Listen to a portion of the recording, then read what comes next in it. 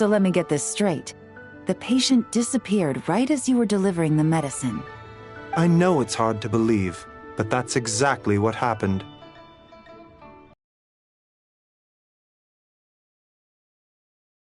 The next, she was nowhere to be seen. Hey, it's Yelan! Fancy seeing you here! Oh, is this a bad time? Not at all. Just a small roadblock in the case I'm working. Ningguang asked me to investigate a patient named Lu Shangshang. If you're here to find her too, then you're out of luck, I'm afraid. She went missing this morning. What? According to Dr. Baiju, the patient vanished right under his nose. But it just seems like that should be impossible. There 1 second and gone the next? Pretty sure Xiao can do something like that. Then you're suggesting this Lu Shangshang is the vigilant Yaksha in disguise? Or some other adeptus? Guess not. But this is so weird. How can a living person just vanish into thin air? Unless... Linny decided to take his act to Liyue? Who is this Linny you speak of? He's... Oh, never mind. Paimon's just grasping at straws. Let's set aside the how for now, and focus more on the where. You mentioned this patient has a strong obsession with achieving fame and recognition? Yes. She kept talking about becoming a renowned archaeologist and making a name for herself. So, are we looking for a place where it's super easy to become famous? I think we should check out the Xiao Lanturn crafting stalls. Because it's easy to become famous by making Xiao lanterns? Not exactly. When the people of Liyue need a solution to a problem, their first thought would be to pray to the gods and the Adepti. If her wish is to become famous, she might write it on a Xiao lantern in the hopes that the fabled White Horse Adeptus might make it come true. That certainly sounds probable. Turns out, the White Horse Adeptus might be a lot closer to home than she thinks.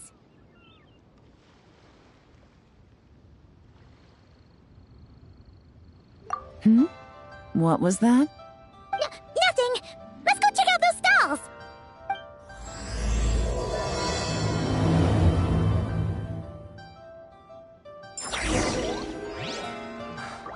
I can't read what this says. Please, show me the prescription.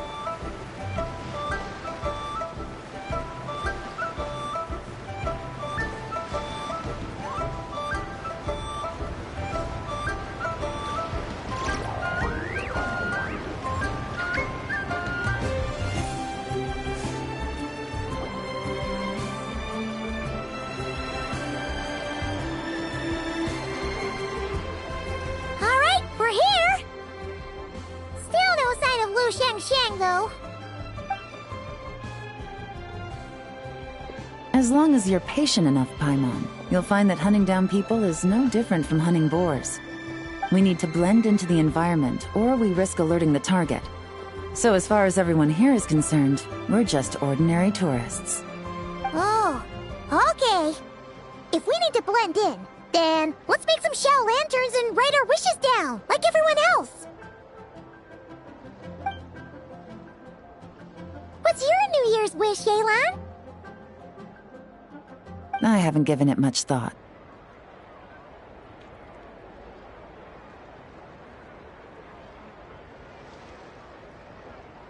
Oh, and it can't be work-related. You gotta take a break once in a while, right? You're always sticking out this suspect, tailing that criminal, hunting down this gang or that. Which is super amazing and all, but it's gotta be exhausting.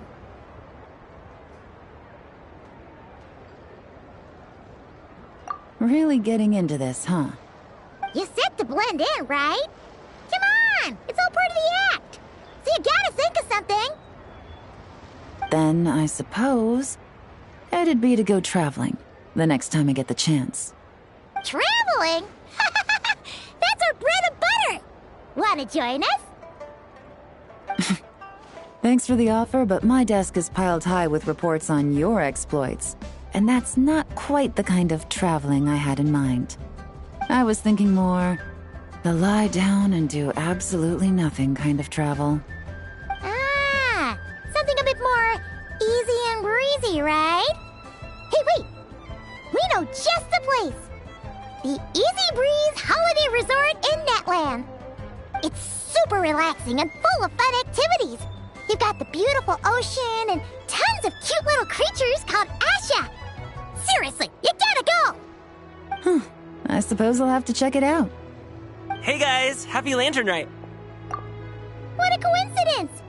You here to make shell lanterns too? Well, it's that time of year, am I right? Thought I'd join in on the fun. You can't have Lantern Rite without making one of these. What you gonna wish for? Aw, man, it's kind of embarrassing, but whatever. The truth is, the mighty mythical beasts are seriously struggling with recruitment. So I'm hoping to find a few apprentices and teach them the art of wushu dancing. Awesome! Shurfugami, here we come! Whoa there, Paimon. One step at a time. I actually need to find people first. Yeah, but Paimon bets people will jump at the chance to learn from you! Well, I wouldn't be so sure. Wushu dancing is super physical and takes a lot of hard work to master, so it's not easy to find people.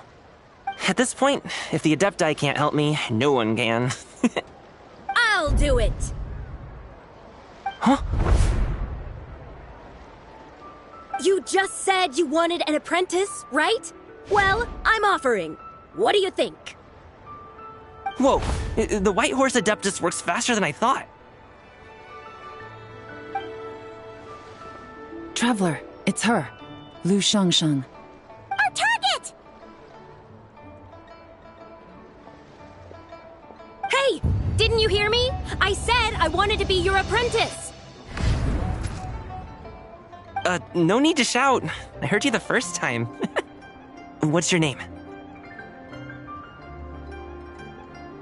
Step back a bit, Gaming. This person could be dangerous. What? Hey! What are you trying to do? Do you know who I am? Get back! Lu Shangsheng, we have no intention of harming you. We just need to ask you a few questions. Get back, I said! Try to remain calm. If you come...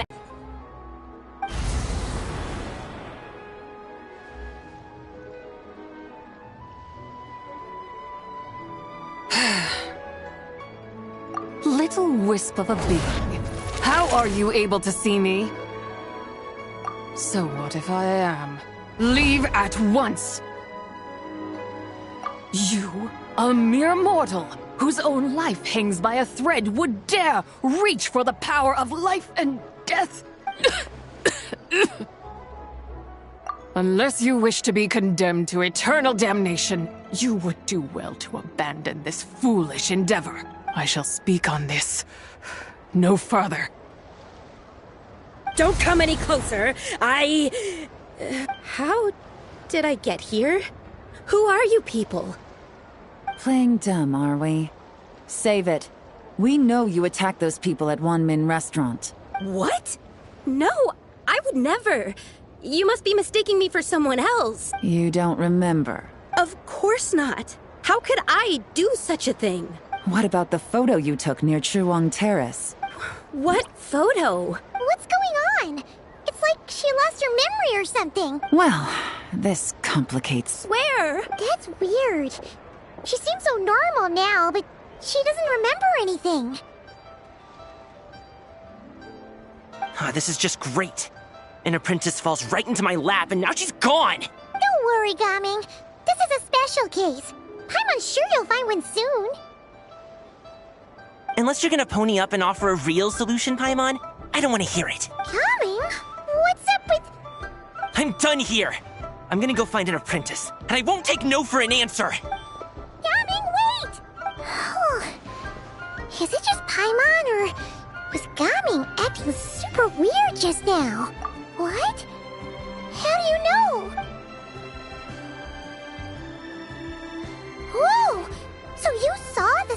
deadly self? And you think she moved from Lu Xiangxiang to Gaming? Uh-oh. Then we better find him before something bad happens! Let's go!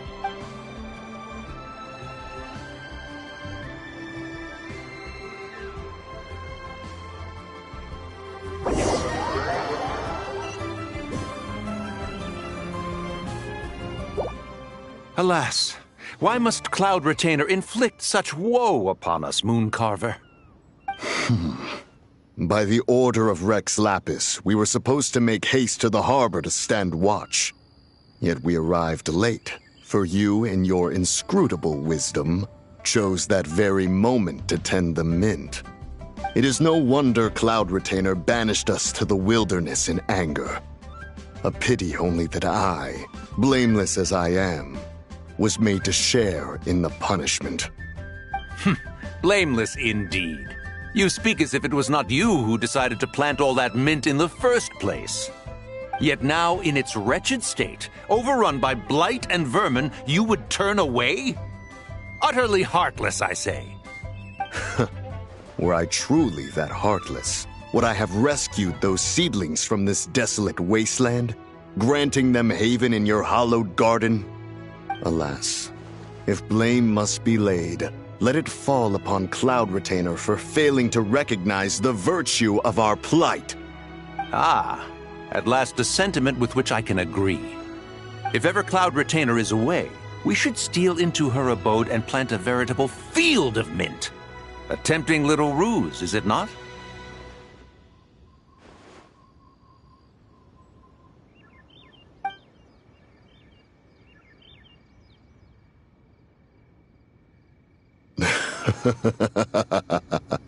Positively ingenious. Please stop chasing us! Just let us go! Get back here! If you keep running, I'll kill you!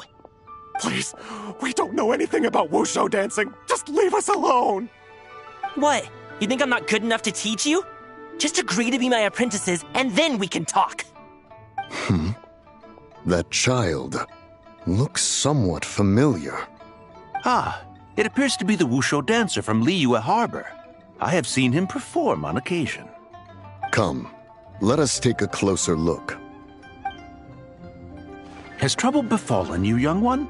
Perhaps we can offer aid. Oh, thank the gods! Please, sir, you have to help us. This guy's trying to force us to become his wushu dancing apprentices, and he won't take no for an answer! Oh, so it is you who require aid, not the other way around. Get out of the way, old man! This is between us. Preposterous! You dare to presume we are of a mature age? Listen here, brazen youth. Skilled you may be in the art of dance, yet your offstage demeanor leaves much to be desired. Hold on, Mountain Shaper. Something is amiss. Look closer. Indeed, he bears the mark of something unclean. It spells trouble. You there, depart at once. Hey! You drove off my recruits, old man! You'll just have to take their place, even if you're a bit on the decrepit side. Many years it has been since a being has dared speak to us in such a manner. Now let us see what evildoer has sought to use you as its puppet, young one. You two, you're Adepti! Does that strike fear in your soul? Whoa! Two Adepti recruits just fall right into my lap? That white horse sure knows how to grant a wish. Coming! Slow down! Wait for us! Jeez, take a hint, will you? I told you to stop following me! Traveler, Paimon, keep your distance from this youth. Evil has taken a hold of him. We know! It's one of the White Horse Adeptus' deadly selves!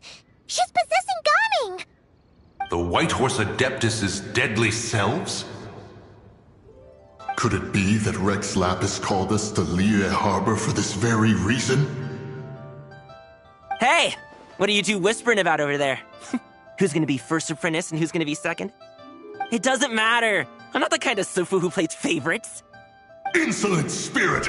Be gone from this child at once!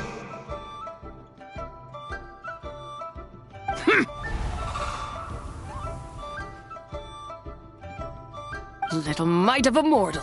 Getting in my way again, I see. That is no concern of yours. No, only by doing it myself will I find peace. Otherwise, rage will consume me. If I lose control, all will turn to dust. The curse of time. The memories this body holds. Come no closer! This is your final warning! Traveler and Paimon? And two Adepti? Where are we? Weren't we just making Xiao lanterns in the harbor? Gaming! You're back! Ah! The sun is most scorching. Agitation stirs within me. I require cooling mint to beat this heat. And speaking of, Cloud Retainer has scorned this verdant wonder long enough. It is time for her to feel its wrath. The wrath of mint! Mountain Shaper, where are you going? Oh no! Now Mountain Shaper's acting weird! Oh, you don't think it's spread to him, do you? Spread to him? Quickly now, explain to me what has been happening.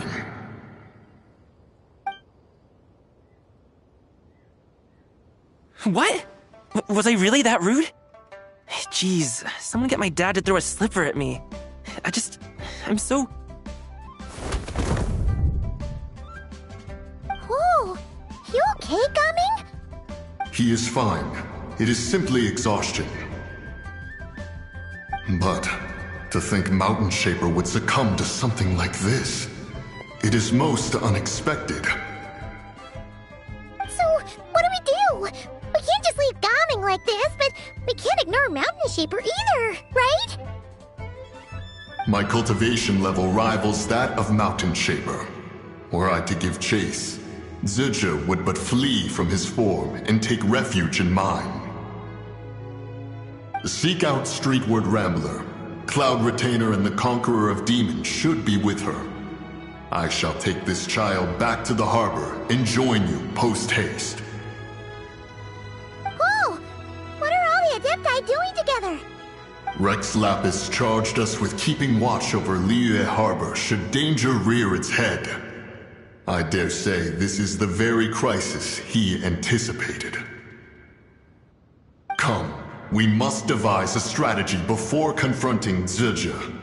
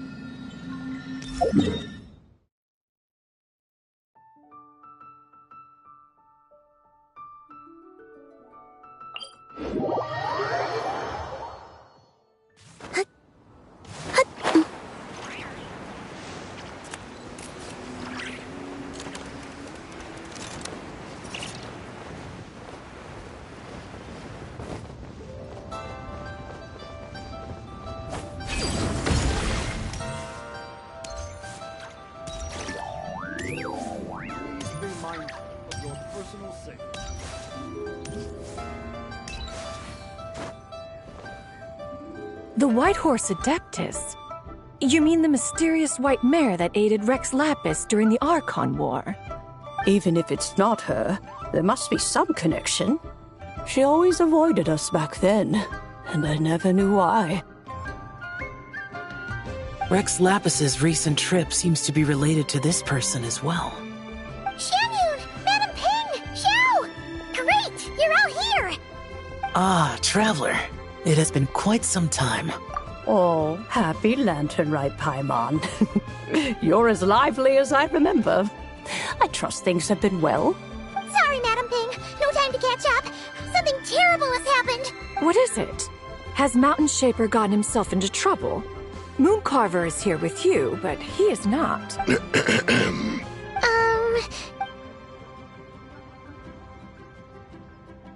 The Wrath of Mint? That old fool dares to utter such nonsense behind one's back. Yeah, that's not really our biggest concern here. So, even a mere deadly self of the White Horse Adeptus was able to possess Mountain Shaper and affect his mind. No wonder Rex Lapis told us to gather here and await his orders. Mountain Shaper's cultivation is inadequate. He was caught unprepared. Were it one of us, Zizhi would hardly have found a vessel quite so ready for the taking. Hey, that's not what you said earlier. Where is Mountain Shaper now? A question that hardly bears pondering. Obviously, he intends to plant mint in the vicinity of one's abode. Ah, then he poses no great threat. We might as well let him be. Once he fulfills his wish, it's possible that Zizhi will relinquish him of her own volition. Your ulterior motive is most obvious, Mountain Shaper. You two hope for Mount Eltsong to be covered in mint. One can see it clear as day. Not to mention, deadly selves are born of malevolent human desires, and naturally pose a great risk to the form and mind of all living beings. We cannot let this go unchecked. Let me handle it. I have relevant experience and know how to deal with such situations. One has no doubt of that. Yet your involvement would likely end in armed confrontation. In one's own estimation, the time for such measures has not yet come. Before his departure, Rex Lapis knew that Zizhi was active in Liyue Harbor, yet told us only to wait. It would seem, then, that Rex Lapis did not believe extreme measures were warranted here. Yes, this is quite a peculiar case. After all, Zizhi's possession does not seem to come with ill intent. It's more like she's guiding those she possesses to fulfill their own wishes. There is another matter of import, however. I sense tremendous resentment emanating from her. What could be its source to render her so unable to find peace? She was talking about the White Horse Adeptus memories, right? From what the Traveler said, it seemed like she was about to explode with rage. But why? With Rex Lapis away, if we wish to understand that which occurred in the past, we shall have to ask her directly. She also mentioned the Curse of Time. What could that be about? Perhaps erosion. Indeed. We are of the same mind. I heard that ancient clans in the mountains once regarded the White Horse Adeptus as the daughter of time. It seems there was some truth to that, after all. The Daughter of Time. Cursed by time? Time does not treat everyone equally. The longer you dwell in this world, the more it takes from you. Then what do we do? One has devised a solution. Based on what you have told us, it seems that Zizhi is in the habit of leaping to a different host when provoked. One's plan is for us to block all escape routes while you confront Mountain Shaper, forcing Zizhi to reveal herself. Then, if prior experience stands, she will have no choice but to possess you. However, not only are you able to sense it, you are also unaffected by the peculiar state of stasis. In other words, in that moment, you would have the chance to either subdue or persuade her. That is akin to walking straight into the lion's den. Allow me to go instead. Yeah, isn't this plan a bit too risky? Why doesn't Paimon try first? After all, even if she got possessed, it's not like she would pose a danger to anyone. Paimon's wishes aren't all food-related, you know. One would not suggest this course of action if one had any such reservation. Time and again, the Traveler has proved immune to Sidge's influence. Consider for a moment. Oh yeah! That's what the first Deadly Self told you, right? Perhaps your time in Nodcry left you with the blessing of the newborn moon goddess, Traveler. And this Whitehorse Adeptus clearly has a profound connection to the moon. Indeed. Indeed. I see. Have you other concerns, Conqueror of Demons? I was just trying to fathom why Rex Lapis left without explaining the situation in detail. But now I think I understand. Rex Lapis entrusted this matter to the Traveler, which means in his estimation, the Traveler must be the key to its resolution. So I have no other concern. I trust Rex Lapis, and I trust you.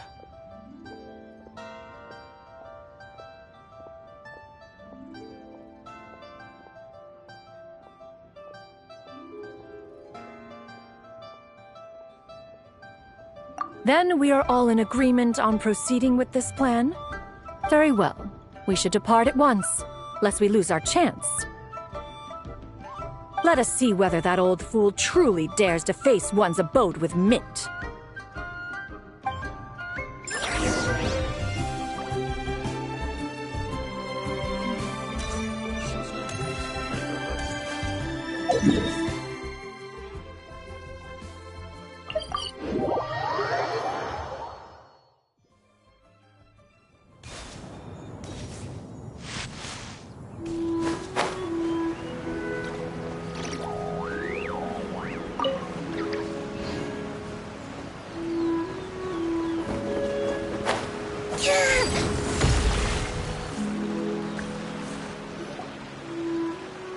One mint, two mint, let us plant a whole slew of mint!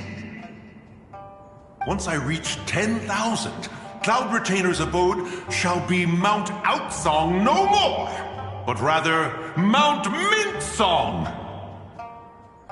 Oh, to behold the look on her face when she is confronted with such verdant splendor! Mountain Shaper.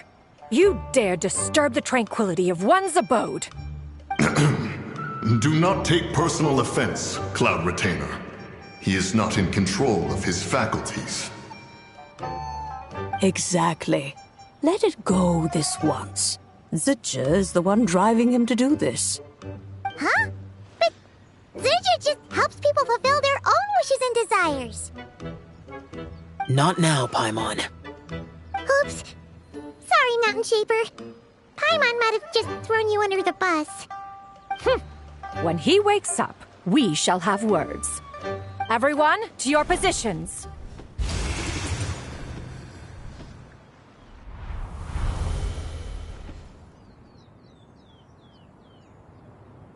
Be careful. A pest? I must catch it! Again! Oh, young one, it is you. Don't tell me. Cloud Retainer sent you? Ha! Such brazen insolence. Such presumption. Such boundless avarice. That wretched adept's impudence knows no end. If she dares lay a finger on my garden, I shall smash her cuisine machine to pieces. You think I am one to fold so easily?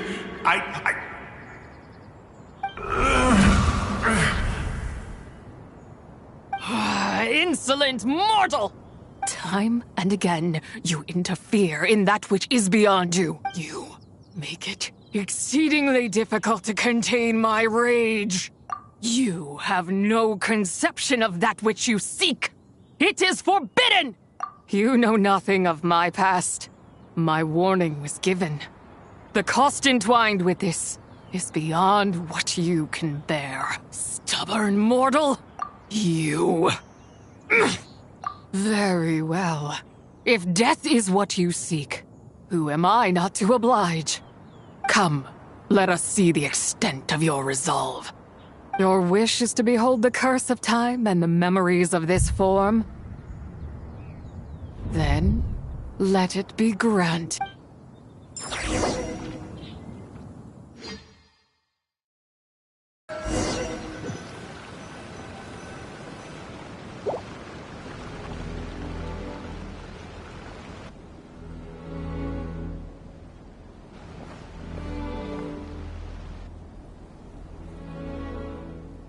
You who seek death, stand before me, my prison.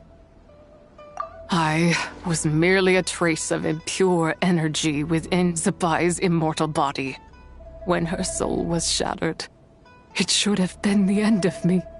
But then, the one who governs time descended from on high and froze the moment of her death. And so, I remain in this world, unable to find release. A mortal who knows of her existence and would dare to speak her name. Who are you? Help. No, there is nothing we can do for each other. Her power, the one who governs time, it has surrounded me ever since. A blessing and a prison, all at once. No, I have been asleep in this prison for countless years, until a familiar presence woke me. Then, through that mortal girl's eyes, I saw it. As pure and bright as ever, unchanged across the millennia. It was the moon. That place is called Chiwang Terrace. Did later generations rebuild the altar in a new location? It looks just like the one used to honor Zapai. Could it be that traces of what happened back then still remain in this world? That memory is embedded deep within the essence of Zapai's soul. It is one that should have been forgotten.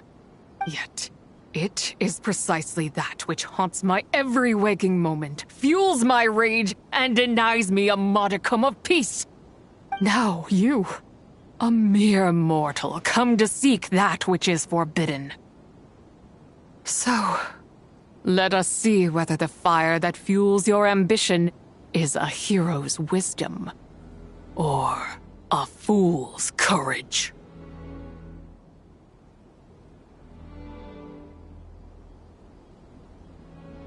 I shall relinquish control over this body's curse, and let it devour everything within sight. Run as fast as you can. Less draws near. The river of time, come to sweep all into oblivion. A torrent of tears for the dead and departed. I shall wait for you at the end, mortal. Evade being swept up in its waters, and I will show you everything. Fail, and we shall sink into oblivion together.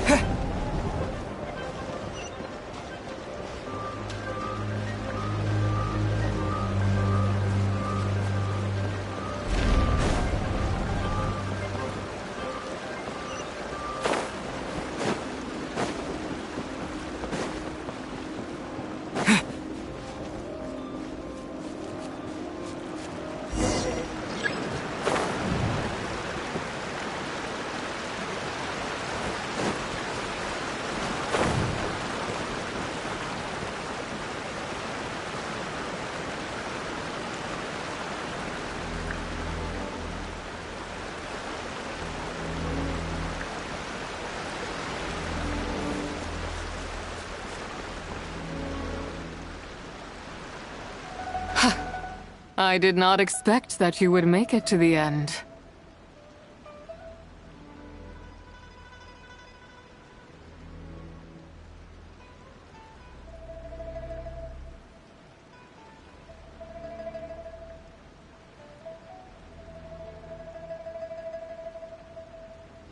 Yes, it would seem even time cannot hold you back.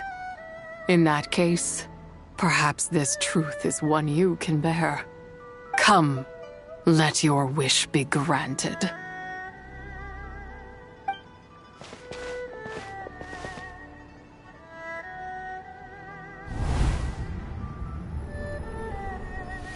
Under moon eternal, in radiant night, a maiden grants silk, soft and light. Under moon iridescent, in night divine, a maiden grants fiber, for cloth so fine. Under moon of the frost, in night so great, a maiden grants tools to divine our fate. What are Mom and Dad doing? Shh, just make a wish. The kind Adeptus on the moon is listening.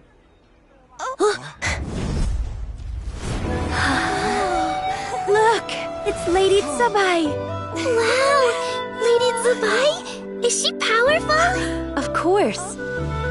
She taught us how to grow grain and beans, millet and rice, how to peel hemp and reel silk, spin thread and weave cloth, how to cut stone and build houses, cast bronze and forge tools. According to Mom and Dad, the Adeptus Tsubai is the god of soil and grain, who blesses our land and its crops. Huh? Lady Tsubai's leaving? It's all right. We just have to wait till next year. She'll be back.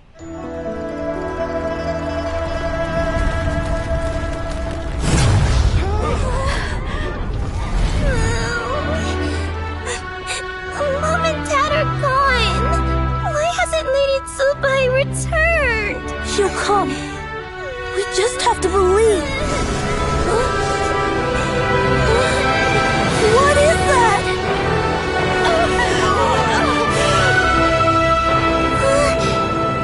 Lady Tsubai abandoned us. All places tainted by the abyss need to be purified. That includes Lanturn. And what of its people? You know what will happen. You are but an emissary to the mortal realm. This is heaven's will. There is no need for guilt, and no place for hope. I wouldn't dare. But the people of Lanturn honor me, worship me, pray to me. If I do not answer, the guilt will be too much to bear. And if you do, you will meet the same end. Then as their god, I shall die among them.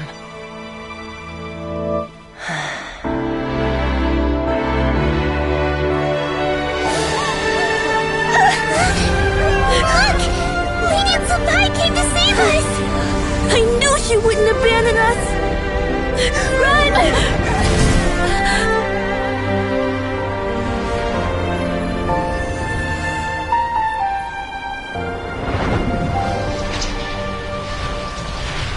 You have done enough.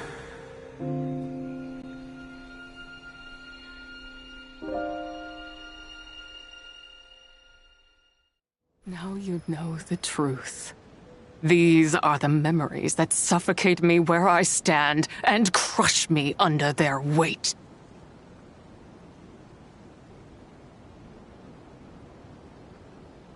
Not just my nation, but the people I loved. Were it within my power, I would ignite a blaze fierce enough to burn a hole through the heavens themselves. It was a time of war, one that ravaged heaven and earth. Remnants of the battles tainted with cursed power fell from on high and devastated Lanturn.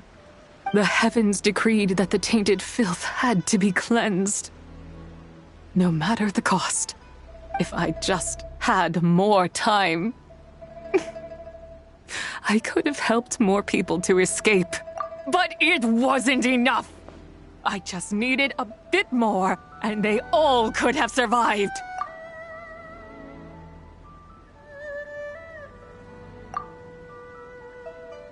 I never imagined there would come a day where I found peace. So long this rage has been within me. Yet here in this moment, it has stilled at last. Thank you. If you wish to bring Zibai back to life, mortal, then you may take the part of her soul that lives in me. Just remember, from this moment onward, the fate of Langan's fallen rests on your shoulders, and that cannot now be changed. As I said before, I am but a remnant of Zibai's adeptal form, a manifestation of her wrath that was not meant to linger in this world. By taking away this fragment of her soul, you take away my shackles as well. So, let it be done.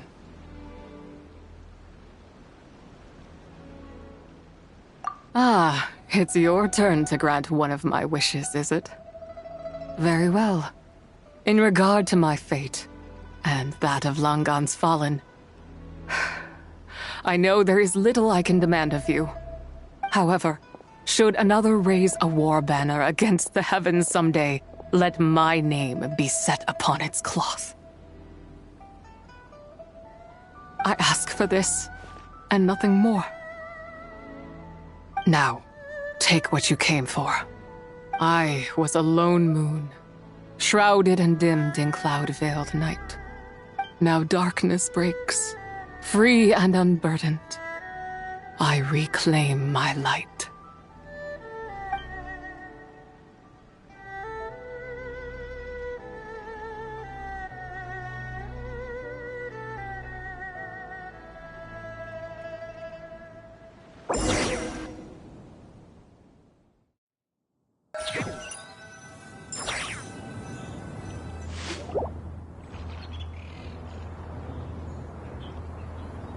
You think I am one to fold so easily?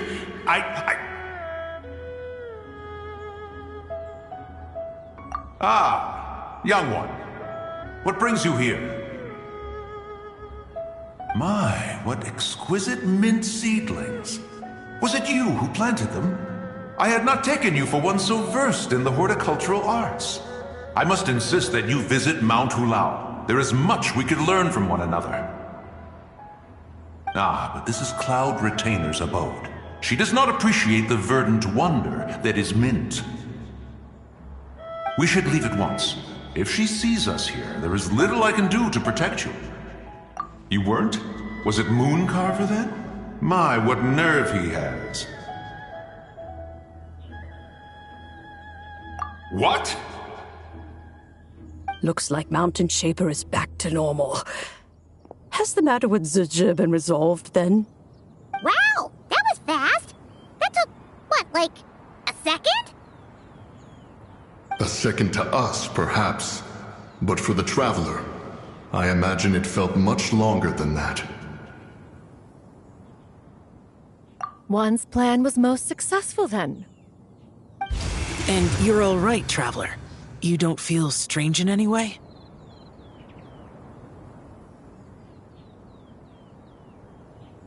Well, sounds like good news all around.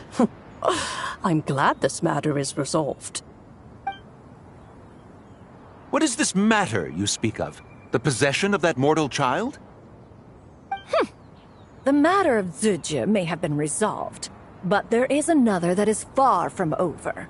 The mint you planted around my abode. Perhaps you have a moment to spare for a little chat, Mountain Shaper.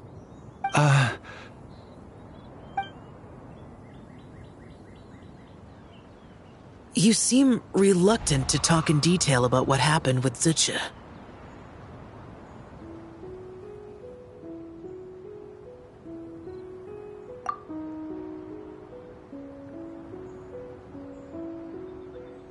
Don't worry. I won't ask you to reveal her secrets to me. And I doubt the other Adepti will either. Huh? You don't want to know what happened? The expression on your face. I know it well, Traveler. It's one I've seen Rex Lapis wear on many occasions. Whatever you learned, it must be too heavy to share. But you're okay, right, Traveler? That deadly self didn't hurt you, did she? Well, as long as you're not hurt, Paimon doesn't need to know anything else.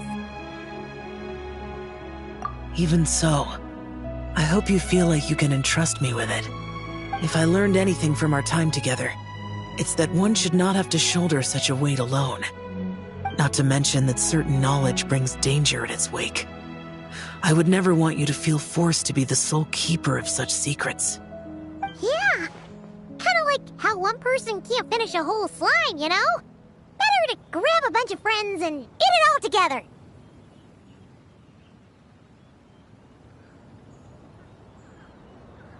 Exactly! Wait, no! Paimon's just saying we've got loads of friends who'll be more than willing to lend an ear.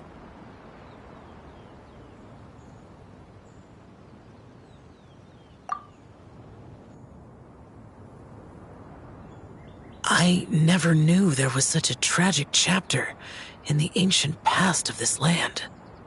So, the people of that nation worship the White Horse Adeptus as the god of soil and grain. It would seem, then, that Rex Lapis had a similar reason for withholding the details of his recent trip. I've often wondered if he had companions to stand by him before we met. Or if he was forced to face things alone. Regardless, Lanturn Rite takes place in 2 days. Let's meet back up again there. If there's no news of Rex Lapis by then, we'll have to come up with a plan.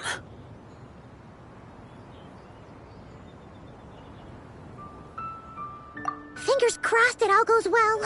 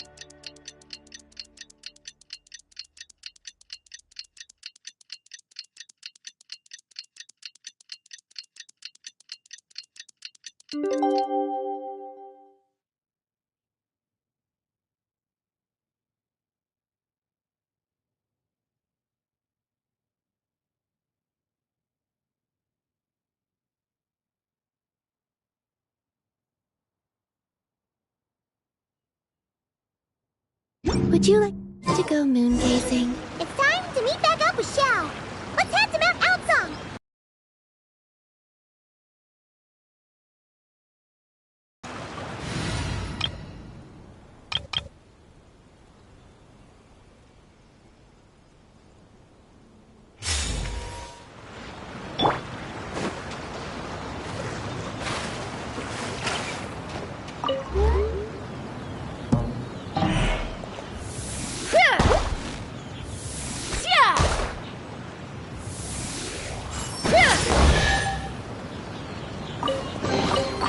Fighting the loot is often a cause of conflict, but luckily for you, I don't really need this stuff.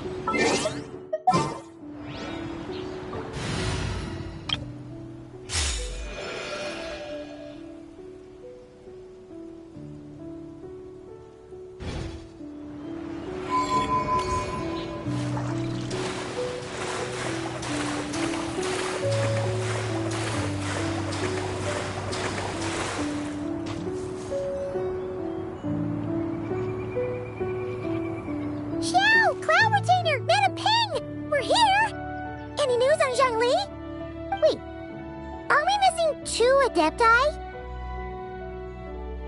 Well, Shenyun banned Mountain Shaper from Mount Outsong for 3 days. Oh, and what about Mooncarver? The scheme to plant mint in one's abode was one those 2 fools devised together? And when it comes to punishment, one does not discriminate. His banishment ends in 3 days as well. Wow, that's pretty harsh, Cloud Retainer. Let's get down to business. We have news of Rex Lapis. Huh? Isn't that... Yes, Rex Lapis's Geopillar. It descended from on high this morning. He must have sent it for a reason, but it does not respond to our touch. So, what does it mean? Is he in trouble? Not necessarily. It could be a message only a specific person is meant to receive. Traveler, you alone spoke to Rex Lapis before he left. Oh, so it must be for the Traveler. Give it a try.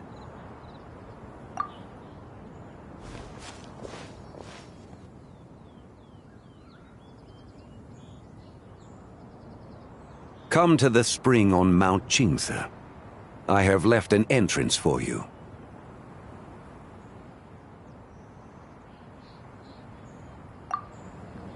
Well? Just as one surmised, it seems that Rex Lapis will not countenance our involvement in this matter. That would not surprise me in the slightest. He's always had a soft spot for the Traveler, after all. But be that as it may, we have served Rex Lapis for millennia now. In other words, I'm sure this has nothing to do with favoritism. He's probably just trying to protect us. That's right. So you mustn't let your guard down, even if Rex Lapis is by your side. Alright, let's get going. We'll try not to keep you all waiting.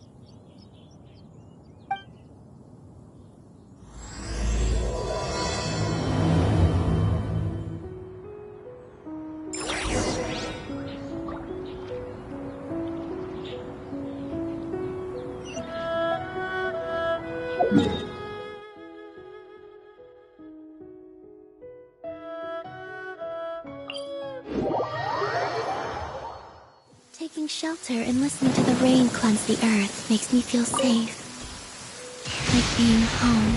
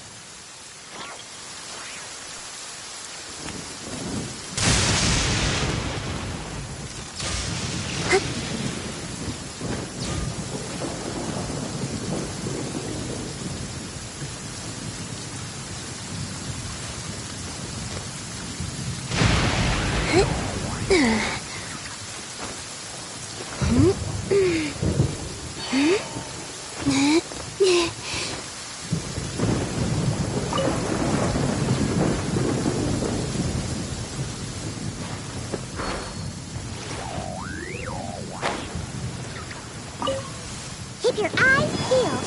They should be around here somewhere.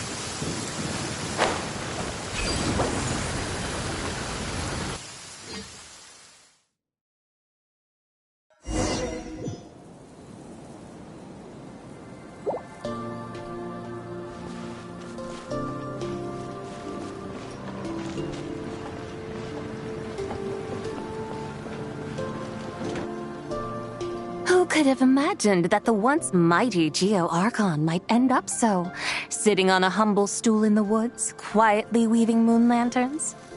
You really do look like an old man now. This is a Shao lantern, not a moon lantern. Hmm? In ages past, When the gods waged war and the world was in turmoil, these lanterns were lit to guide fallen warriors back to their homes. Had you tarried in the mortal realm for but a little while longer, you might have become quite accustomed to them. Even so, it bears such a striking resemblance to the moon lanterns they used to offer up to the heavens. Could this truly be mere coincidence? Perhaps in some sense it is, yet in another, it isn't. For instance, who is to say that some of Langan's magnificent jade did not become part of the very foundations upon which Liyue Harbor now stands? It is conceivable that this ritual was transmitted in such a manner too. Now, let's not let ourselves get carried away. For all its splendor, do not forget that, in the end, even Langan could not escape its heaven-sent fate. Alas, it is just a pity that the little creatures of this world may never again lift their eyes to the moon, even should misfortune befall them. But you, Geolord, now that you rule this realm, why take the trouble, not to mention the risk, to visit one who bears such profound guilt as I? Are you not afraid that you might be sullied by the curse of time that was laid upon me? There is no risk to speak of. At least, not in comparison to that which you took when you defied the heavens all that time ago. As I have stated, time and again, it was not I who defied the heavens. Geolord, the ancient affairs of Langan have nothing to do with me, for I am but one of her deadly selves, severed before her demise. My name is not Zebai, but Zichao. Surely you did not take us for one and the same solely on the basis that we may all assume the form of white horses? Sorry to break it to you, but you seem to have found yourself the wrong white horse. Anyway, do tell me, what urgent matter brings you here? Very well, then. I have come to ask for Zebai's shade. Oh? So, the Geolord has set his sights upon Zebai's human soul. And what is it that you intend to do with it? The world outside is changing. With the new moon's birth, the confines of the Shadow Moon are gradually disintegrating. In other words, the heavenly soul is set to return. Consequently, strange phenomena have manifested within Langan's former domain, leading to the earthly soul's reappearance as well. The last of the trio, the human soul, is in your possession. Most intriguing. My intention is to gather all three together, so that an old friend may finally make her return. I must admit, it seems that some remarkable affairs are coming to pass in the outside world. Yet there is one thing you seem to have overlooked, Lord of Geo. Back in the day, it was you that freed me from that painting. And afterwards, I took up arms in your name. Together we first subdued Chenyu Vale, then brought peace to Mount Qingse. It was for this cause that the contract between us was made. But now that the debt has been repaid, what cause have you to expect my aid? Zebai and I have long been friends. Given not only that you were manifested from a corrupt desire within her divine form, but that you also possess a fragment of her soul, how can you purport to be the wrong white horse? I think you'll find that we are now as separate and distinct as any two beings ever were. What once shone with radiant purity has long become dust. What you see is no longer what it was. Oh, great Lord of Geo. Should this still be unclear to you, I bid you take your leave. It seems that the fault lies in my own lack of consideration. As you wish. I shall let this matter rest. Wait! One moment, if you will.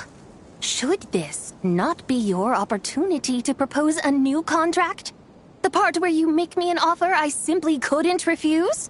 Even those puny mortals know how to haggle when striking their bargains. Should you, the famed god of contracts, not likewise strive for success through negotiation? Come now, enough of the posturing. it's time to name your price. Very well. I had, in truth, prepared a new contract for your consideration. I knew you would not come before me unprepared. Yet, you should know that I want for nothing, for I live in the mountains, carefree and untroubled.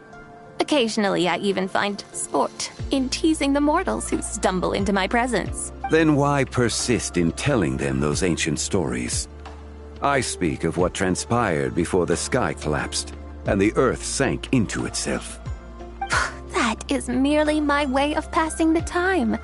And what of it? Would any believe, much less remember, the ramblings of a mountain hermit? Those tales have long since spread throughout the mortal realm. Who? Should my words prove insufficient, I invite you to see the world for yourself. To this end, I have found you a pair of trusty guides. The Lanturn Rite is presently underway in Liyue, and should prove quite intriguing for you. So this, then, is the contract you have prepared for me? Indeed it is.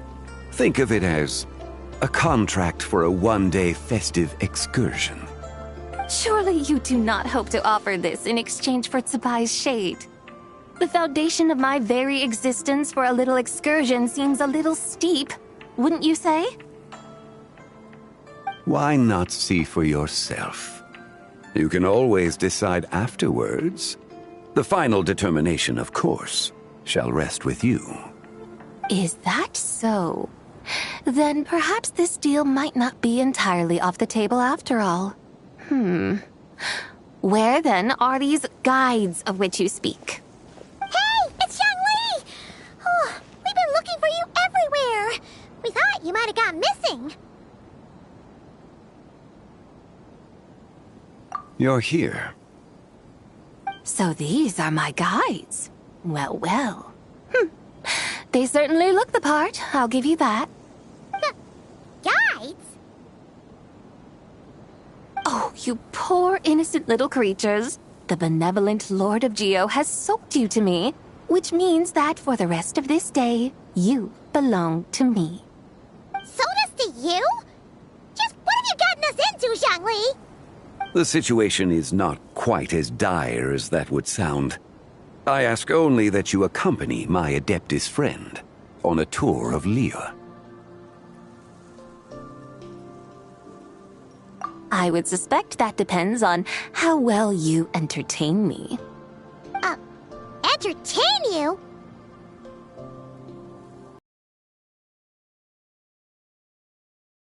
Liyue Harbor, of which I have heard so much. Nowhere is quite so fascinating as a place teeming with little mortals. How come this Adeptus sounds so different from what Paimon imagined?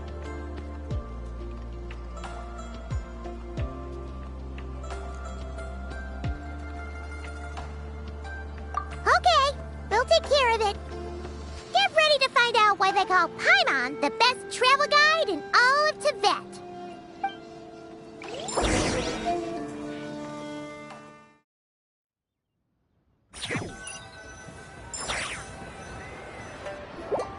Look! We've arrived at Liyue Harbor! Not only is it Tibet's busiest port, it's also the beating heart of Liyue.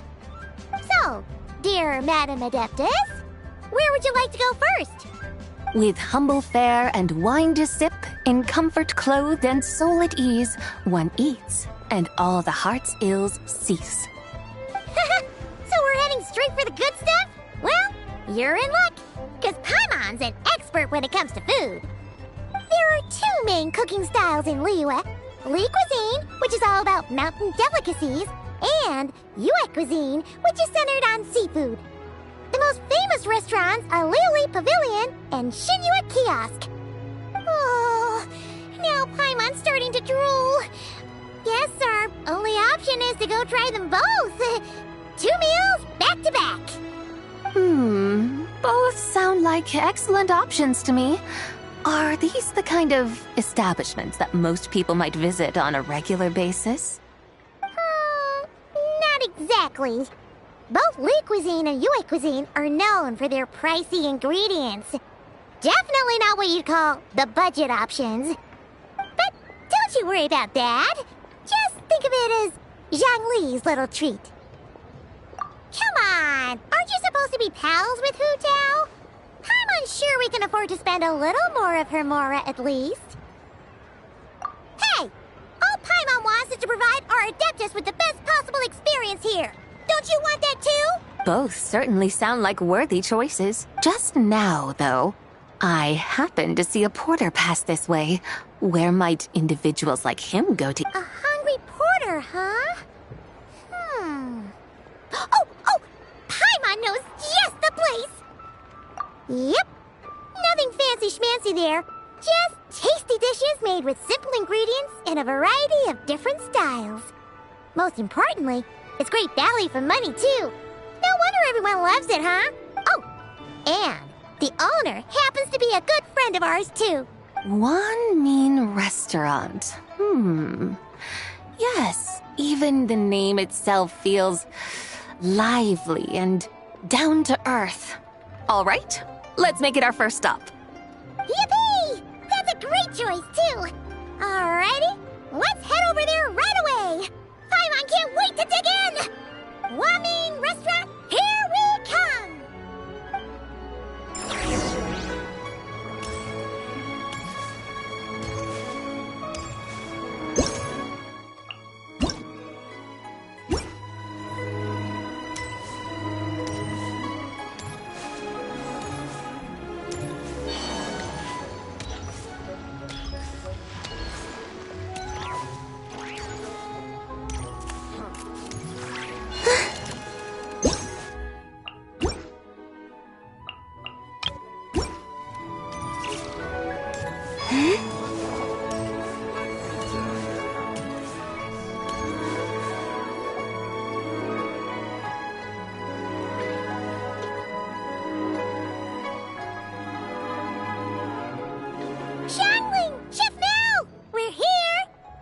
Oh, hello there.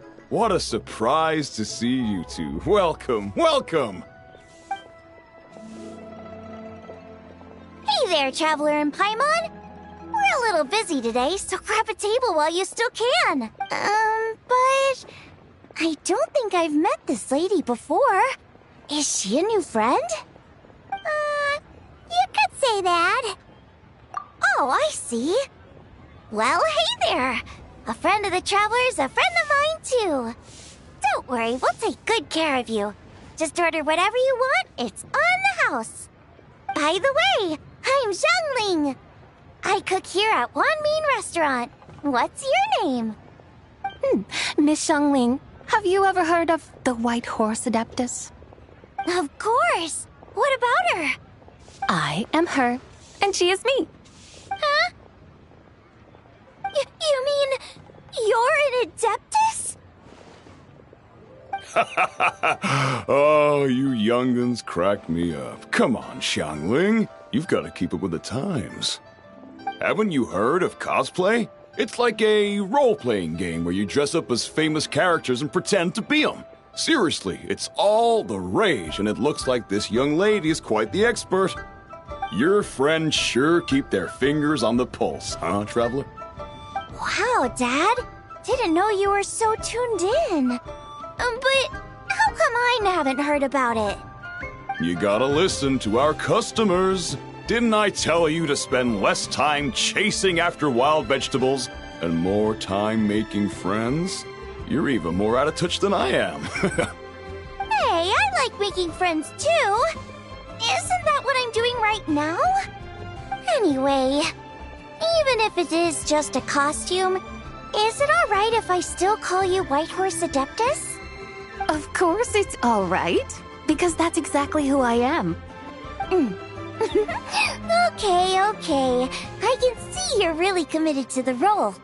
How about I call you the real White Horse Adeptus instead? In that case, you can call Paimon the real Traveler. Yeah, right. You could have at least switched outfits. Puny mortals.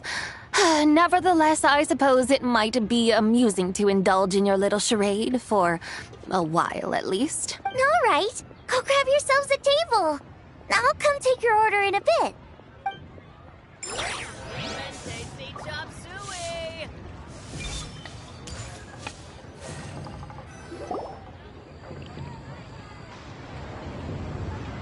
Hello.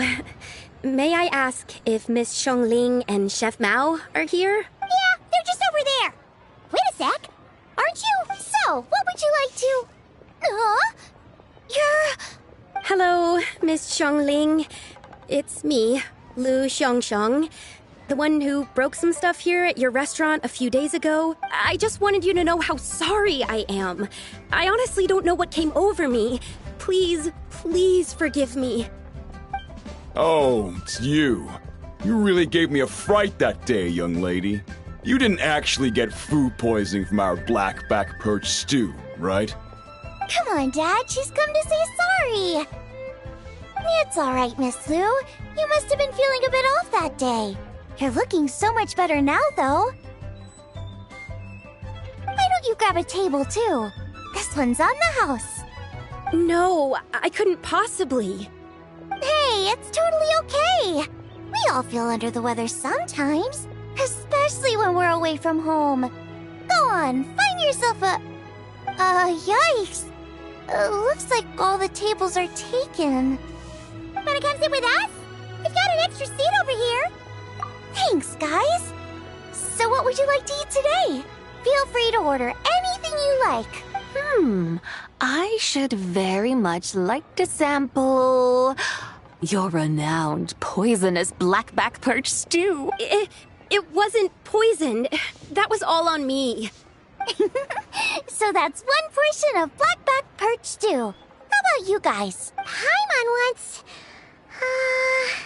Sure thing. Looks like Paimon's having trouble making up her mind. Anyway, I guarantee you'll love it. Let me think. Well, since the blackback perch stew is on the spicier side, I guess it makes sense to balance it out with a serving of stir-fried shrimp. And since it's Lantern Rite season, you better try out the triple-layered consomme and come and get it too. Those are our seasonal specialties. As for the carbs, since we've got a full table, how about some right at home? Along with our special chili mince cornbread buns. Trust me, you won't be disappointed. Then for dessert, I'll whip you up some Lucky Snow Delight. I just came up with it a few days ago, and I can't wait for you to try it. Wow! Sounds like quite the feast. Looks like Paimon's in luck today. Am I the only one who thinks that's way too much? Not at all. Don't worry, I know what I'm doing. And to top it all off, our star dish, Adeptus Temptation. You should know that we don't often serve this here at Wanmin Restaurant. But since this is my first time cooking for the White Horse Adeptus, I'm pulling out all the stops. Okie dokie, just sit back and relax. I'll have your dishes out in no time. Hold on. Did I just hear Miss Xiongling mention the White Horse Adeptus? You did indeed. And you're looking right at her. That's a joke, by the way. She's cosplaying. Oh, I see. Phew, almost believed you there for a moment. Tell me, little one, what business might you have with the White Horse Adeptus? It's a long story. Basically, a while back, I took part in an archaeological dig over at the chasm. While we were there, we discovered a number of relics. Our findings show that they date back to the era of Long Gone, an ancient nation whose people are said to have been the ancestors of some of the modern-day inhabitants of Chenyu Vale. And why might such matters concern the White Horse Adeptus? Because some of those relics not only seem to contain textual references to her, but even depictions of what she looked like. There have long been legends claiming that the White Horse Adeptus was a deity of that era, but there are plenty of other theories out there too. If I could just locate some more detailed records, I'm sure we'd be able to find out so much more. So you're into history? Well, to tell you the truth, I actually joined the archaeological team by sheer accident. But once I'd started down this path, I knew that I wanted to make something of myself. Recently, though, things seem to have taken a turn for the worse. I still can't believe I caused such a mess and even ended up hurting someone. Oh, so you're considering becoming a martial artist now instead? No, I mean, they weren't seriously hurt. It was just a few scratches, and they let it go after my mother compensated them. Either way, my career's pretty much over. And even though both the victim and the Ministry of Civil Affairs say they won't be pursuing the matter any further, my father says he's going to punish me according to our family rules. Family rules? Yeah, he's decided to ground me. I'll have to return to Chaoying Village after Lanturn Rite, and goodness knows when I'll be allowed to leave again. Wow, that's harsh. Sounds like the kind of thing only rich, super traditional parents would do. We're not exactly rich, though. All we own are a few tea fields in Chaoying Village and a guest house in Liyue Harbor. A guest house? It isn't Baiju Guest House by any chance? He's my grandfather. So, you've heard of the guest house before? Small world, huh? Come to think of it, didn't Boss Lu mention something about hoping that the White Horse Adeptus would show up and let her divine power be known? Sure, but Paimon's guessing this wasn't exactly what he had in mind. Little one, it sounds to me that your family is rather well off after all. What then drew you to archaeology? Why subject yourself to such unnecessary hardships? Even if I stayed at home, there's no guarantee I'd lead a nice, easy life. Just look at my father. Recently, my grandfather put him in charge of the guest house, and he came up with a bunch of ideas right away, starting with changing its name. That didn't turn out well, though. My grandfather yelled at him for days, even calling him a bad son, and they still haven't let it go. Oh! Paimon thinks we might have heard about that too. Long story short, being dependent on others is never fun. You just end up being completely under their thumb. That's why I want to make it on my own out here, no matter how hard it is. After all, as the saying goes, to rise above others, one must endure the hardest of hardships. What's so funny about that? You poor, innocent little creatures never fail to amuse me. To think you would endure all manner of hardships in your brief time on this mortal plane, and all that merely to rise above others. I would have thought that the wiser path would be to simply roam this world as I do. Huh? Tell me, what is it that you truly delight in? Archaeology? Martial arts? Tea planting? Or perhaps the keeping of a guest house? What I delight in? Yes! Surely there must be something you don't find quite so exhausting. Whatever delights you should not feel like a burden. But do things like that really exist? Of course! Take Miss Xiangling, for instance. I defy you to detect even a hint of hardship on her face when she wields her walking spatula. So, since it seems you are resolved to tread the rocky path, you should strive with all your might to pursue that which brings you delight. You mean, like cosplay? I suppose you might say that. Looks like the White Horse Adeptus is really getting into her role. I think I get what you mean then. Maybe I should have a chat with Miss Xiangling before I head home. Okay, everyone. Sorry to keep you waiting. Here's your food. Wow. It all smells so good. Oh, finally! I get to try that famous poisonous stew. Hey! Didn't you hear what Shang said? It wasn't the stew. If anyone's to blame, it's that other you. What's up? How fiercely this mortal fare burns upon the tongue!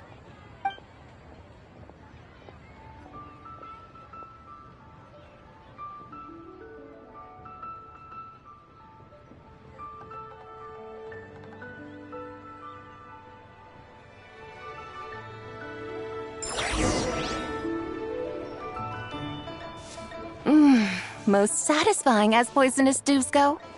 So, where to now? Time, I think, to seek out some diversion? Oh, there's plenty of entertainment options in Liyue. Paimon will tell you that. The locals like to drink tea, walk their pets, play chess, watch operas, attend storytelling performances. Storytelling performances? You know, like listening to people telling stories. They're usually based on old Liyue legends, just like their operas. Stuff like the Divine Damsel of Devastation, Through the Eyes of a Dragon, or the Sanctification of Tao Do. What about the story of the bright moon that sits in the sky above us? Paimon doesn't think she's heard that one. Still, the moon does come up quite a lot. It's even in the name itself. The Yue in Liyue actually means moon. Since we're on the subject, you like telling stories yourself, right?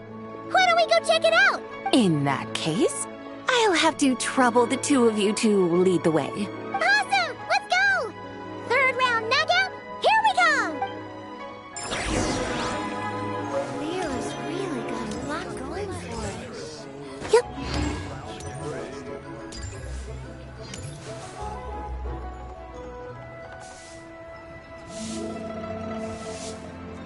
What a tongue twister!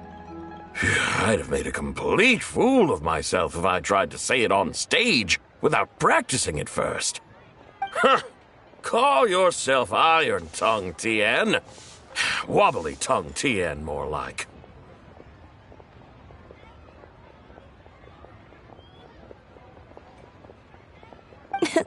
I used to have that problem a lot. But if you just take your time to grasp the meaning and commit it to memory, you'll be able to say it smoothly in no time. You're right, Miss Yoon. I'll give it another try. Hey, Yunchin! Fancy seeing you here! What are you two talking about? Ah, Traveler and Paimon, we meet again. And who, may I ask, is this? You may call me the White Horse Adeptus. The White Horse Adeptus? She's not really an Adeptus. I see. Well, it certainly looks like a lot of fun. Oh, funny you mention it. This type of thing is actually something I'm quite familiar with. Once, to perform Through the Eyes of a Dragon, I decided to imagine that I was Rex Lapis himself. It was the only way to truly inhabit his mindset and understand his resolve to quell those demons. Sounds like you just wanted an excuse to feel all big and powerful. Hey, that's... You just don't understand how inspiration works. You're one to talk. Paimon's traveled all over with the Traveler, and she's seen things that would make your jaw drop. All right, then. Since you claim to be so knowledgeable, why don't you prove it by reciting an ancient poem? An ancient poem? Which one? Ha! See? You mean to tell me you've never even heard of the ancient poem? What kind of a title is that? Quit teasing, Paimon. We only just found out about that ourselves. He's talking about the writing on those ancient relics. When we first saw it, we couldn't figure out what it all meant. So in the meantime, we decided to just refer to it as an ancient poem. However, thanks to the painstaking work of the scholars who were tasked with decoding it, it seems like that's exactly what it was. Or rather, an ode offered in veneration of the moon and the White Horse Adeptus. Oh yeah! Didn't Kuching mention that before? It's got something to do with Longon, right? That is correct. The Ministry of Civil Affairs has issued a notice stating that, although it is true that the moon may disappear tonight, we should be in no danger. In other words, there's nothing to fear. But if you're worried, we can always take a leaf from the Book of the Ancients. By reciting this poem, I mean, and calling for the White Horse Adeptus' aid. If we do that, I'm certain she'll protect our moon and keep us safe. Oh, seriously? Paimon has to get a look at this.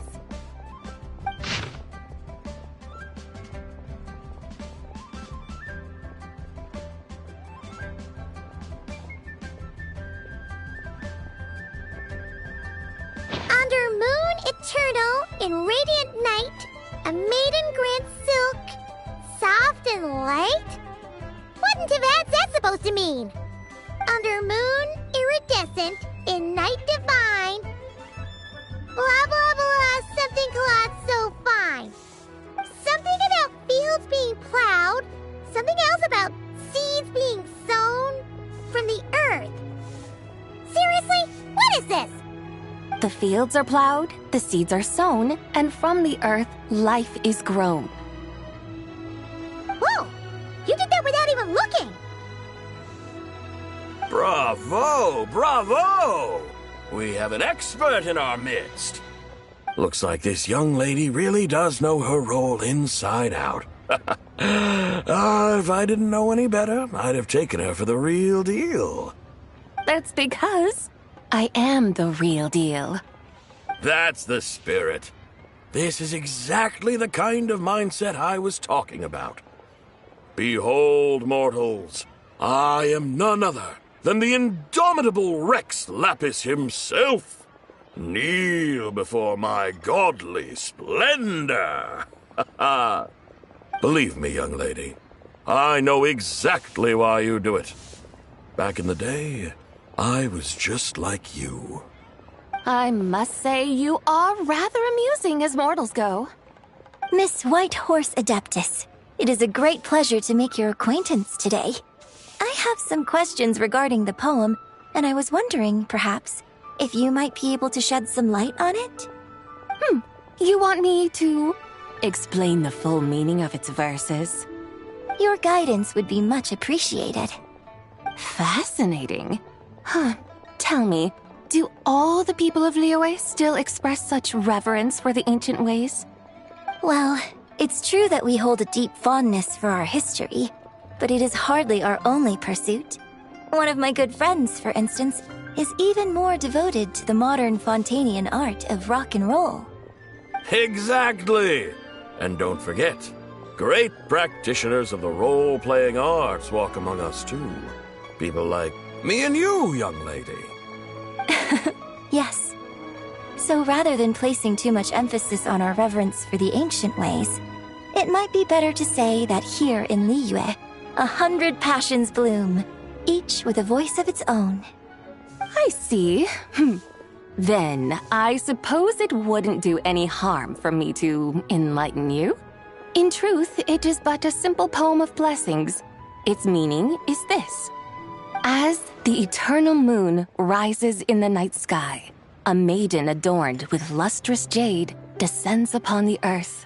She blesses the kudzu vines and mulberry leaves, so that they may be used to make coarse cloth that is nevertheless soft, light, and comfortable to wear.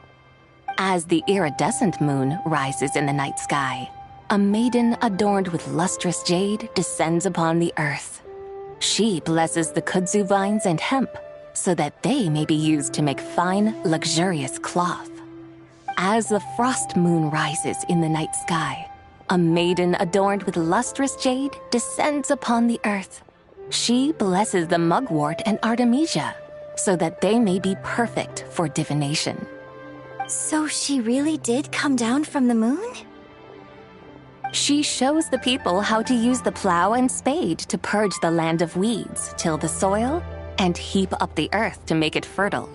Then with the hoe, she teaches them to sow their grain, bestowing the promise of life upon every seed. She blesses the millet and the beans, ensuring that their stalks and vines stretch forth without end. She graces the wheat and the rice, so that their heavy heads are filled with plump, glistening grain. Sounds like she's a real pro at all this farming stuff. The fruits of the field are harvested and brewed into sacred wine for honored guests. This we reverently present to the divine maiden, with every ceremonial step flawlessly observed, so that she may witness the depth of our piety and respect. Oh, divine maiden, how can your graceful presence in the sky not seem like that of a fairy descending from the heavens?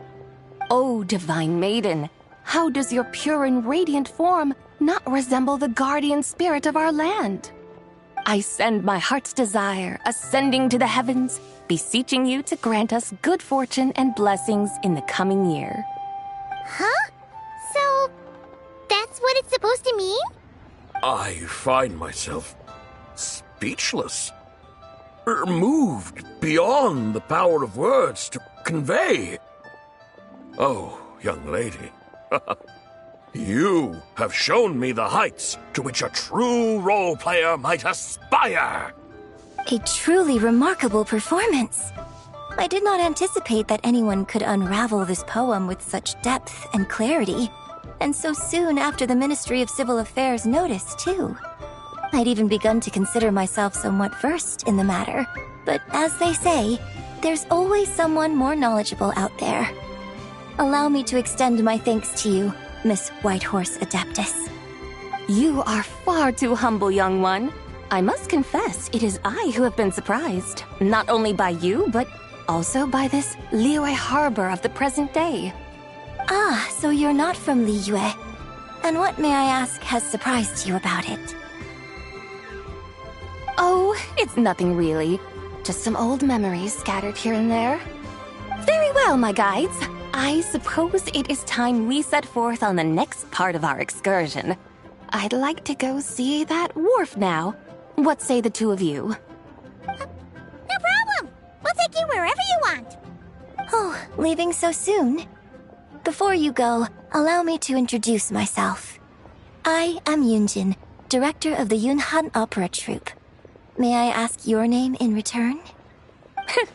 My own name is scarcely worth mentioning, but since you asked, perhaps I'll tell you the title of that poem instead.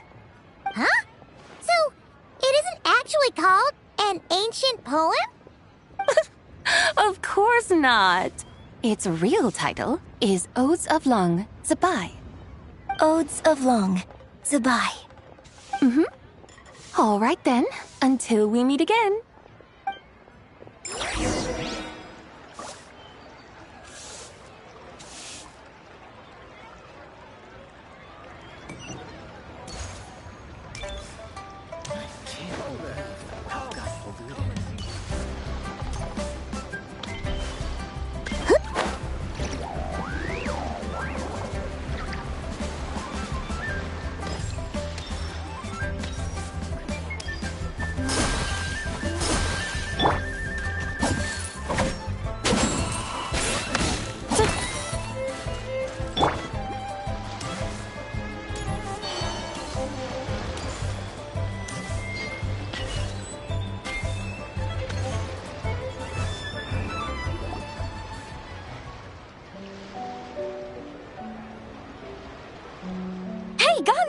I almost forgot to mention.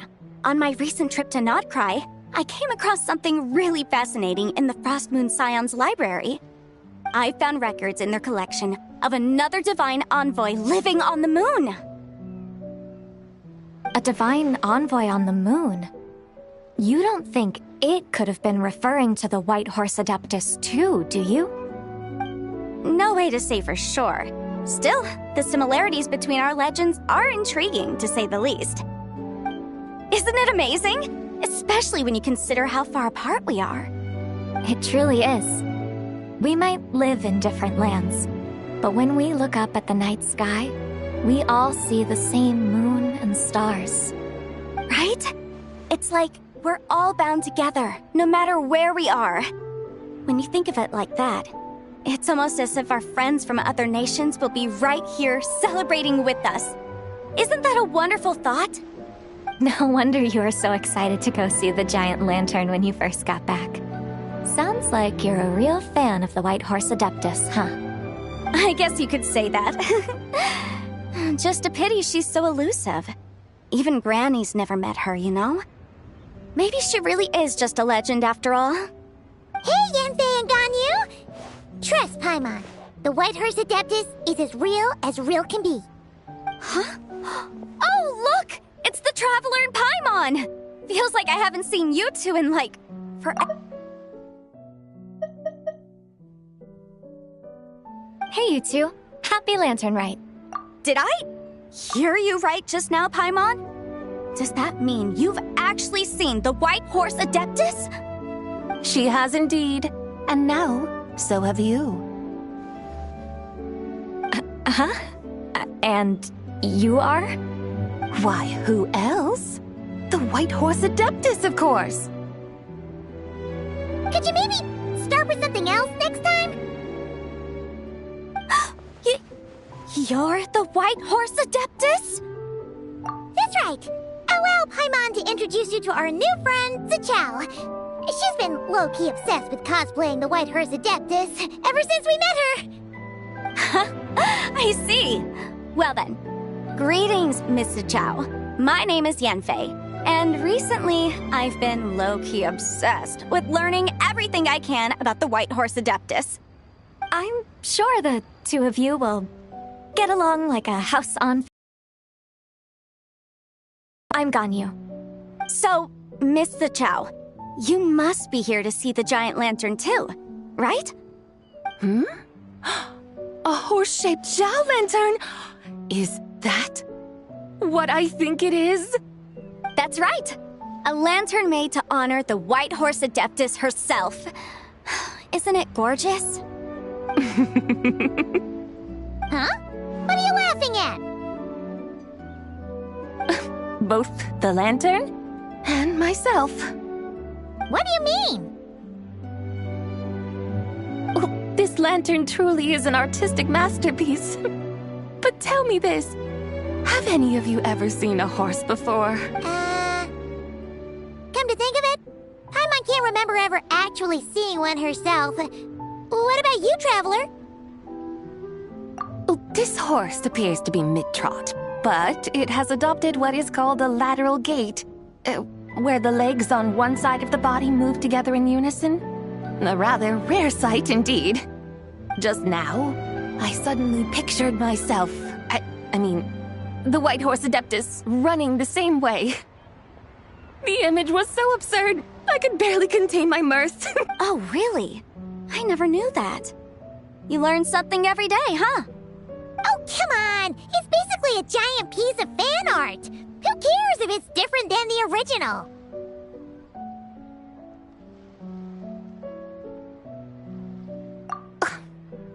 I was merely laughing at my own ignorance.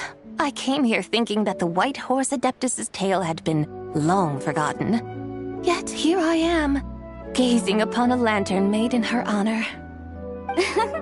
Well, you couldn't have been more mistaken. There are so many tales about the White Horse Adeptus, I'm starting to lose count.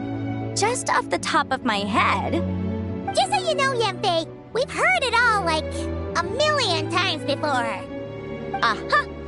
But there's one thing I can guarantee that you haven't. Huh? You mean like a new chapter of her stories come to light? Mm-hmm. And I heard it from Ganyu just yesterday. Hey, why don't you share it with the others? Sure, no problem. Where to begin? Do you guys still remember what Liyue's Moon Chase Festival is about? Of course! It's a festival held in honor of the Stove God. That's right. But it took a really long time for the Stove God Festival to become what it is today. In its earliest form, it was actually an adeptal ritual known as the Moon Chase Rite. Paimon remembers Madame Ping mentioning that before, but she never explained exactly what it was. According to Cloud Retainer, the Moon Chase Rite was originally a ritual meant for communicating with the moon. Communicating with the moon? But for what purpose? At first, Cloud Retainer wasn't entirely sure either, as it was always Rex Lapis who performed the ritual. Whoa! Rex Lapis did it himself? Must have been a really important ritual. That's right. Unfortunately, despite numerous attempts, they never actually received any response from the moon, which is why they eventually stopped performing it. But then, just yesterday, Keqing took a picture of the moon being obscured by a dark hole to Cloud Retainer and asked if it had anything to do with the Moon Chase Rite. The moment Cloud Retainer saw it, it suddenly dawned on her that the rite might have been an attempt to reach the White Horse Adeptus all along. Does that mean Zhang Li's been trying to bring back the White Horse Adeptus all this time? So how about that? Bet you never thought there might even be a link between the White Horse Adeptus and the Moonchase Festival.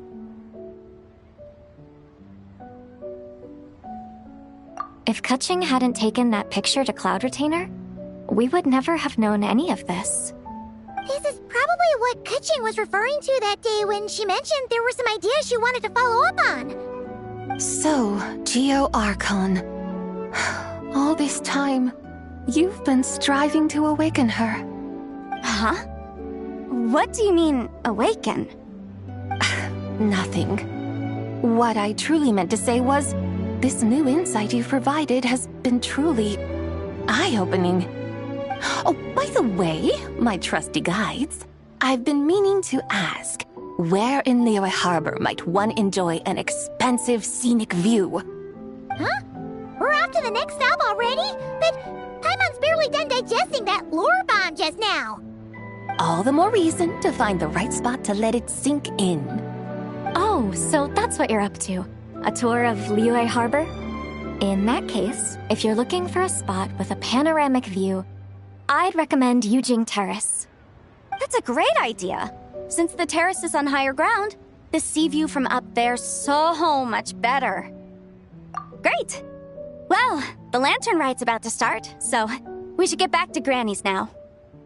Hope to see you all at the festival tonight. Oh, you're off too? All right then. See you both soon. See you soon.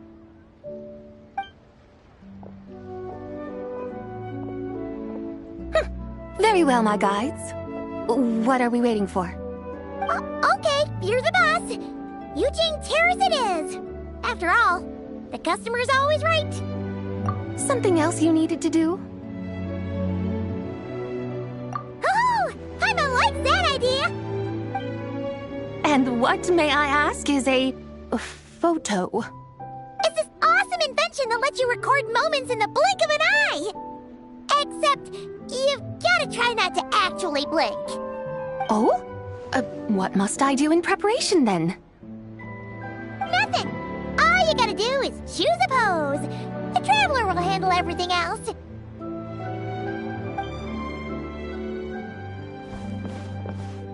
Come on, let's give it a try.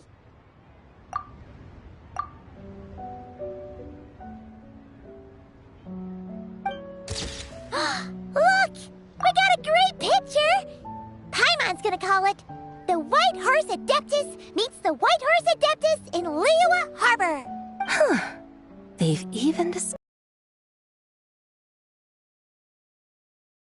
Now I truly am curious to witness what else these mortals might accomplish. Very well. Let us proceed. Yujing Terrace lies in that direction, does it not? Hey, wait for us!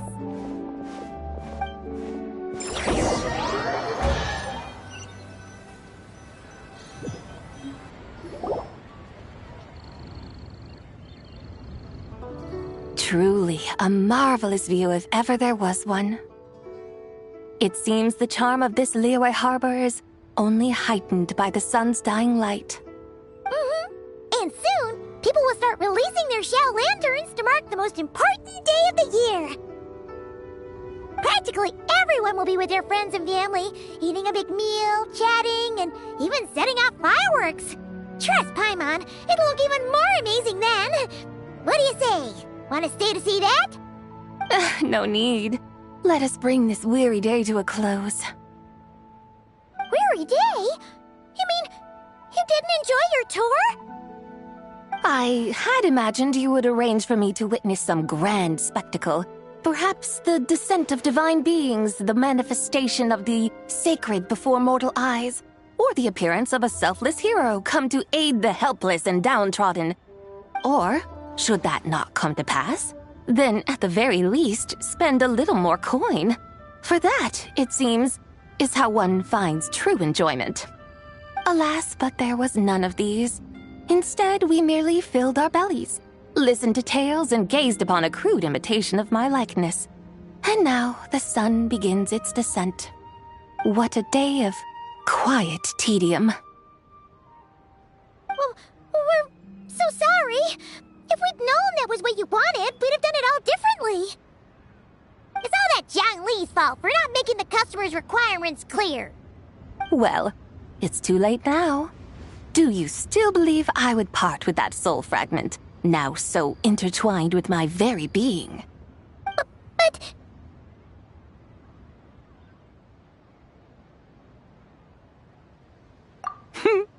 I knew you were the more astute of the pair. Huh? You were just trying to scare Paimon? It seems the realm of the Geo-Archon has a way of making one more stony-faced. So, you were just pulling Paimon's leg? Of course. I was merely engaging in a little banter with the two of you. Long ago, I shared tales with various mortals who chanced upon my mountain abode. Never did I imagine that those stories would endure. It seems I greatly underestimated them. Perhaps, as your Geolord said, a few pieces of ancient Langan's magnificent jade have truly become part of the very foundation of this land. So, you've decided to help us? Again, that goes without saying. I made up my mind some time ago now. When I beheld a rather intriguing scene as I set foot in this city, I saw porters passing through the alleys, setting down heavy wooden crates from their weary shoulders, peddlers pushing carts as the kites and lanterns upon them rustled gently in the breeze. I saw cooks cooking, actors acting, scholars reading, soldiers marching, children playing, elders resting, officials officiating, and the common folk absorbed in this or that, reveling in the simple joys of life. Some, it seems, have already found that which stirs their hearts, while others continue to fret, troubled by uncertain futures. Yet, in this gentle and serene order, each holds fast to their anticipation, not only for the celebrations to come, but also for the first light of the morrow. Scenes I once yearned to behold now unfold before me, no longer in Langan, but in Liyue Harbor, thousands of years on. How wondrous is this mortal realm! Thank you, Whitehurst Adeptus! Thank you so much! Adeptus, Adepti, perhaps the singular art in which we are truly proficient is that of sequestering ourselves within the high mountains. But once we leave our mountain refuge, we find ourselves drawn back to mortal ways all the same. So, it is I who should offer my thanks to the two of you. Traveler, Paimon, you have made this day more delightful than any I've known in a long, long time. Come now, and take what it is you need. You mean, like, right now? But don't you think we should wait for Zhangli? That won't be necessary. All things shall meet again in their time, for the waters know no rest, and the flowers their appointed season. One need not fear that life is but a journey of goodbyes.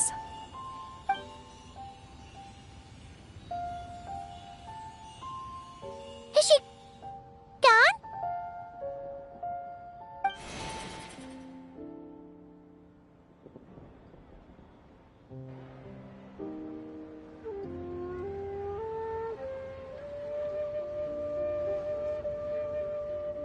Yes, she's gone.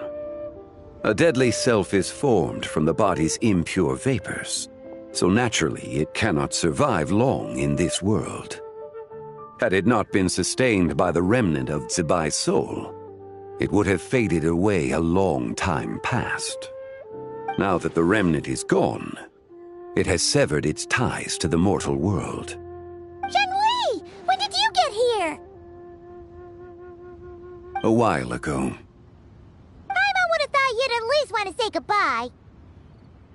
Though mountains endure, the ceaseless waters will, at last, wear away their sharp edges.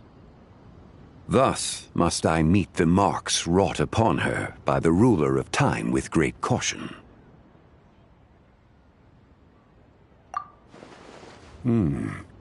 It may be goodbye for now, but someday we will meet again. Really? And when might that be? Who can say for sure? Years and years from now, perhaps. Or maybe tonight, at the Lanturn Rite. Are you saying that if the White Horse Adeptus were to be resurrected, she'd still have the memories of the 3 deadly selves? That she'd still remember us? We will find out soon enough.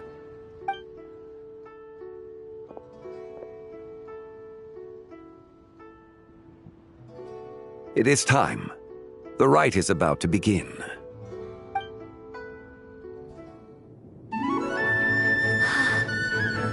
The rite is about to begin. Is the moon really gonna disappear? Got your lanterns ready, everyone? All set.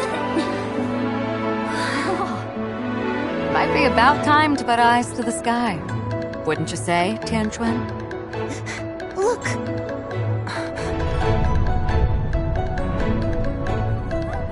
When the sun's out, eat the sun. When the moon's out, eat the moon! Whoa, is this the lunar eclipse? Under moon eternal, in radiant night, a maiden grants silk, soft and light.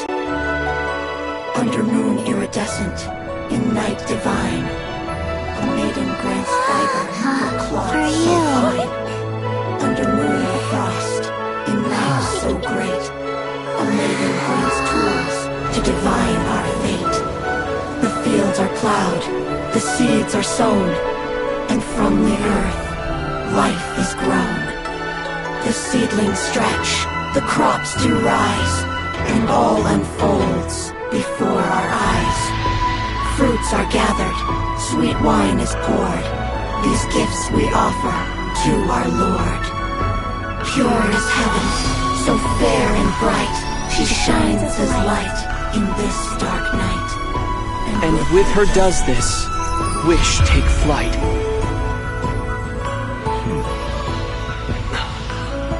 Devoted soul, scattered and unbound. Let this lantern guide you home. By its light be found.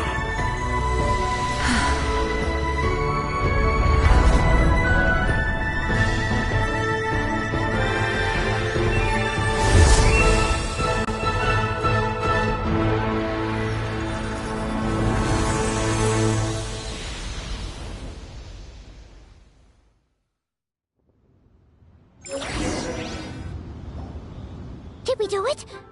Do we finally get to meet the real White Horse Adeptus?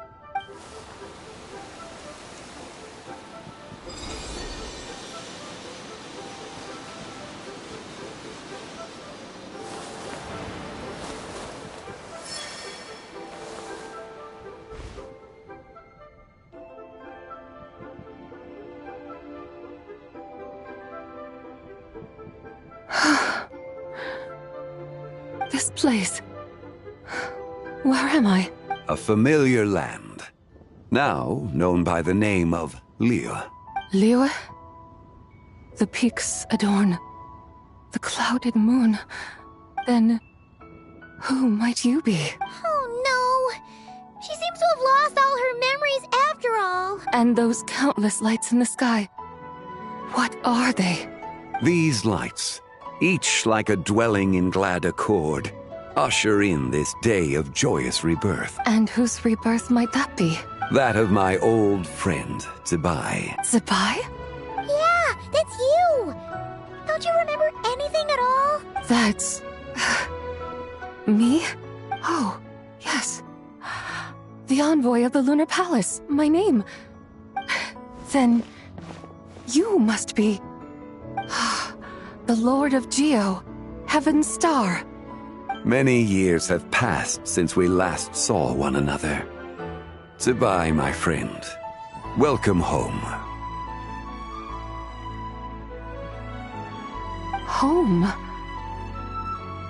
But why does this place, this Liyue, feel at once so strange, and yet so familiar? Who you are? Who are you? Ah, yes, I remember now. You are that young Wushu dancer, the one who seeks disciples. How fares your quest for disciples? It must have yielded a truly prolific body of students by now, I trust. Hey, you've got it all wrong! You're talking about Gaming! Hmm? But I could have sworn... Oh, that's right. You're that impudent blonde youngster who kept meddling in my affairs. And to think you even had the audacity to presume yourselves worthy of being... What was it again? Ah, yes, of being my guides. How very wonderful to see you again, my most faithful and beloved guides.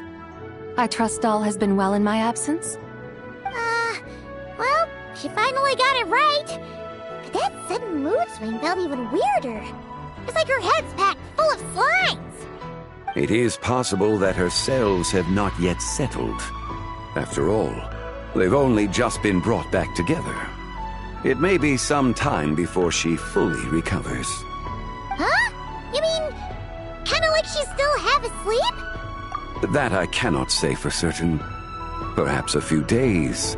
Perhaps a few years. A few years? Mortal years are but a poor measure when divine beings tread the realm of dreams. Well, if you say so. Anyway, at least she's whole again, right? That already seems like a pretty good outcome to Paimon. Yes, there is little cause for worry. We need only wait and let time take its course. Say, what are those little creatures over there up to? Celebrating Lanturn Rite, of course. And those lights up in the sky? Those are all Xiao lanterns. This year, each and every one of them carries a little wish inside. Lanturn Rite. Then, may I join in too? Of course! Why else do you think we've been running around like headless chickens these past few days? Tell you what, Traveler, why don't we take the White Hearse Adeptus out to celebrate? Who knows? Maybe seeing some familiar faces might help her find her feet?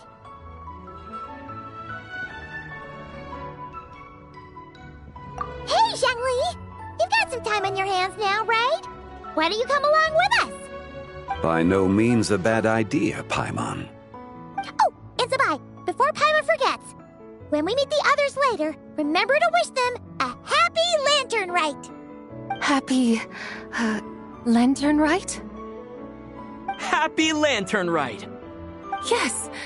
Happy Lanturn Rite indeed. Well then, let's go!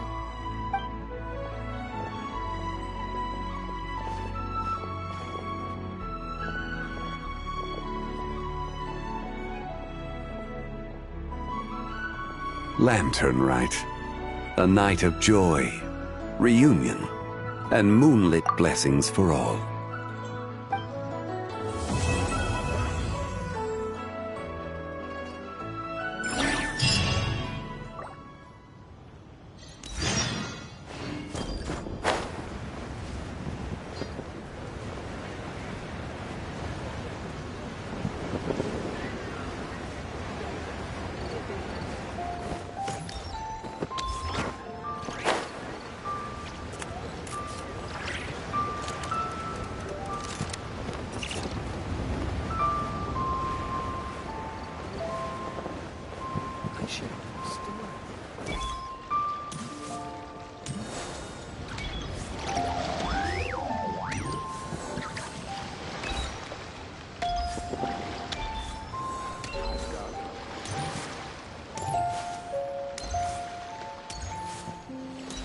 So lively!